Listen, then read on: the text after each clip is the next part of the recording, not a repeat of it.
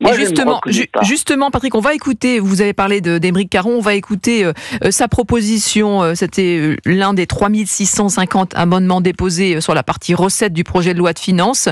Et il veut soulager les propriétaires d'animaux dits de compagnie par un crédit d'impôt. Écoutez. 55% des Français possèdent un chien ou un chat et chaque animal coûte très cher à l'entretien. La nourriture, les frais vétérinaires, la litière pour les chats, 100 € environ par animal tous les mois. Le coût des croquettes, par exemple, a augmenté de 18% entre 2022 et 2023. Alors les refuges nous alertent sur les abandons qui augmentent en raison du coût de plus en plus important pour les familles, notamment en raison de l'inflation. Il faut donc trouver des solutions. C'est pourquoi je propose par cet amendement un crédit d'impôt de 30 € par animal et par mois, soit 360 € par an.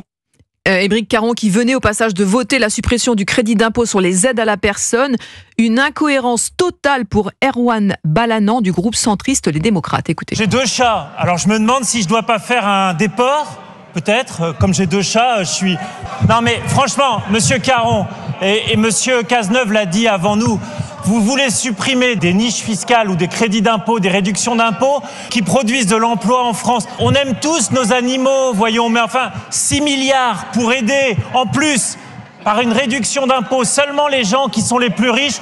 Franchement, vous avez un peu perdu la tête et je crois que là, franchement, on a atteint le pompon de la pomponnette. On a atteint le pompon de la poponnette, Patrick. C'est ce que vous dites en substance. On est au niveau zéro de l'intérêt de ces gens-là pour la nation. Moi, je propose des niches fiscales pour ceux qui font du bricolage, parce que le bricolage, ça détend, ça rend heureux. Pour ceux qui ont des plantes vertes, c'est bien aussi. Pour ceux qui font de la peinture. Non, mais où va-t-on ? Mais franchement, vous me direz, on a les députés qu'on mérite parce qu'ils ont été élus, ces gens-là. C'est ça. Respecte les électeurs. Souvent au premier tour. Mais franchement, qu'est-ce qu'ils leur ont vendu ? Mais on leur a menti, c'est pas possible. Et même ces gens, ces personnes, c'est peut-être mon voisin, c'est peut-être un de mes enfants qui ont voté pour lui. Mais moi, je les plains. Je serais malheureux d'avoir voté pour des gens comme ça. Moi, je ne reconnais pas du tout. Moi, ça me fait honte. Franchement, concernant. Merci beaucoup, Patrick. Et merci beaucoup pour ce témoignage. Justement, est-ce qu'il y a un électorat qui est sensible à ce genre de propositions ? Probablement, on voit d'ailleurs dans les élections que le parti animaliste progresse élection après élection, donc il y a un électorat et c'est pas à dessein d'ailleurs que Aymeric Caron fait cette proposition.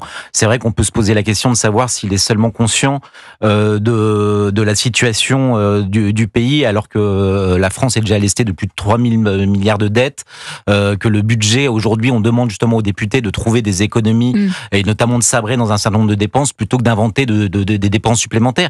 Mais s'il le fait, c'est à dessein, de la même manière que la proposition du député réunionnais de revenir sur un certain nombre d'expressions. Ça a été très bien dit d'ailleurs par votre auditeur. Il y a une volonté de tout conflictualiser. Mais cette stratégie, elle fonctionne pour une grande partie. C'est bien pour ça qu'ils la poursuivent, quand bien même ça peut hérisser un certain nombre de Français.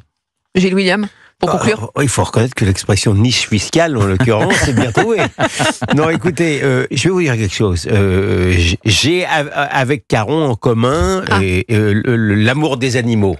Comme beaucoup d'entre nous. Et pendant qu'il s'occupe des animaux, il s'occupe pas d'aider le ramasse avec sa compréhension particulière de l'organisation terroriste. Donc je préfère déjà ça à tout prendre. Mais cela étant, sur le plan financier, c'est bébête.